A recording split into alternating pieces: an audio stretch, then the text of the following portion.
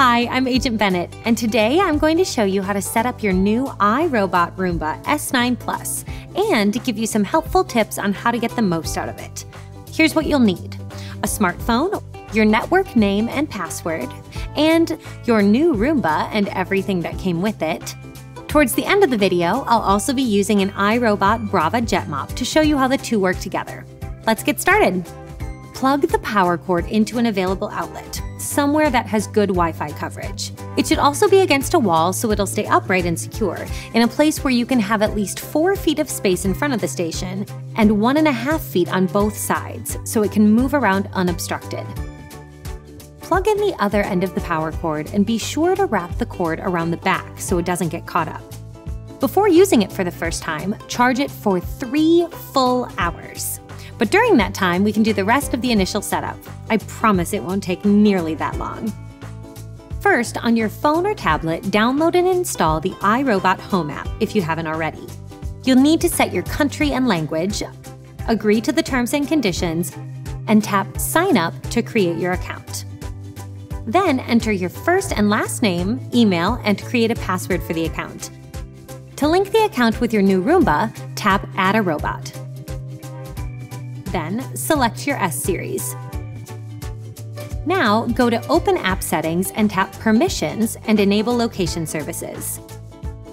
Now it's time to name your S series. I'll call mine Max.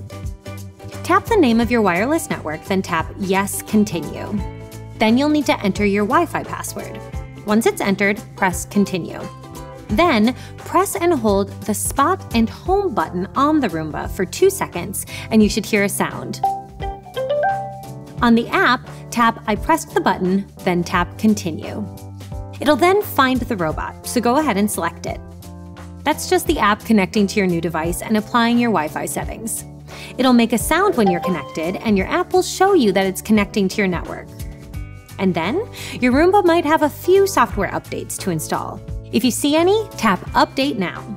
The updating process will take a little time depending on your network speed. While it's updating, it's a great time to read through the beginner steps in the manual. When the update completes and it has charged for the full 3 hours and is pulsing white, it's time to put it to work. Remove any loose wires, toys, and other small things lying on the floor so they don't get in the way. Also, open any doors so it can get in and out of those rooms. And here's a tip: light helps the Roomba find even the smallest debris, like fine dust and hair. To activate your Roomba, tap Full Clean. The first time you activate, it'll map out your home before cleaning. After that, it'll return to the clean base if it needs to charge or empty its bin. But after the mapping process, you can set up a cleaning schedule. In the app, tap New Job and then Create Schedule and set a start time and day. This is where you see information on previous vacuum jobs or notifications. You'll also see which days and times it's scheduled to clean and can make any changes to better fit your schedule. You can also rename it in the app, connect it to a different network, disable sounds, or do a factory reset. Under Preferences, you'll find things like Quiet Clean, which decreases the sound of the vacuum motor and allows the robot to clean longer before needing to recharge. Or Detailed Clean, which is a very thorough everyday cleaning option. You can also use the app to troubleshoot any problems. For example, if it flashes red, that's a sign to check the app and find out what it needs. If the app says it's time to clean the filter, start by removing the bin from the robot. Open the filter door and remove the filter by using the tab. Tap the filter against the side of your trash can to shake off any debris that might have accumulated. The filter is not washable, so don't rinse it with water. When you're done, put the filter back into the robot and close the door. You should repeat this process at least once a week, but if you have a pet, you might want to do it more often. Since it'll be handling a lot of dust and debris, sometimes the sensors also need to be cleaned. The app will let you know when it's time to clean the full bin sensors. Here's how you do that. Remove and empty the bin and wipe the inner sensors with a clean, lightly dampened melamine foam such as a magic eraser. You'll also need to clean the corner brush now and then. To access it, just loosen the screw with a small screwdriver. Then, remove the brush and get rid of any hair or debris that's accumulated, and then reinstall it. To clean the wheel areas, pull firmly on the rear caster wheel module to remove it, and then press on the wheel itself to remove it from its housing. Now, remove any debris that might be inside the wheel cavity or wheel axle. When you're done, reinstall the wheel and make sure it clicks back into place before returning the wheel module. Now let's talk about the multi-surface rubber brushes. These should be replaced about once a year. You should clean them at least once a month and probably twice a month if you have pets. To do that, just pinch the green brush frame release tab and remove anything that might be caught there. Here's a tip: most parts that you can service or replace are green. Remove any hair or debris and then put the brush caps back on. Then remove any debris from the square and star pegs on the ends of the brushes.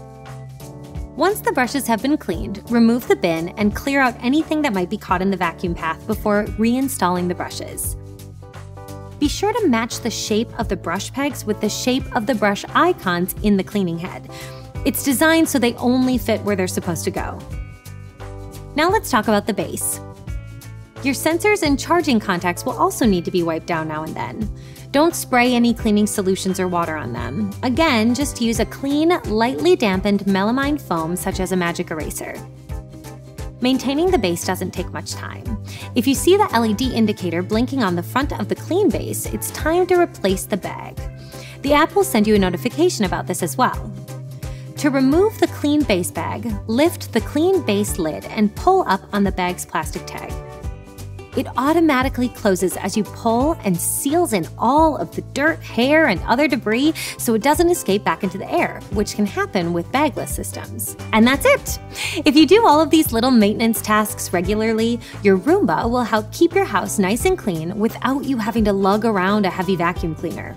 But before I go, for those of you who also have a Brava Jet M6 robot mop, I want to tell you a little bit about linking it with your new S series to coordinate automatic vacuuming first and then mopping. For this to work, both devices should already be added to the iRobot Home app, and they should have your home all mapped out. Then open the app, tap on your Roomba, and select New Job.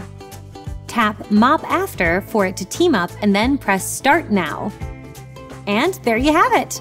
After the initial setup, your Roomba is ready to go and ready to buddy up with your iRobot Brava. Hopefully this video was helpful. If it was, give it a like. If you have questions, let us know in the comments. And don't forget to subscribe to our channel for more tech tips from Best Buy. Thanks for watching!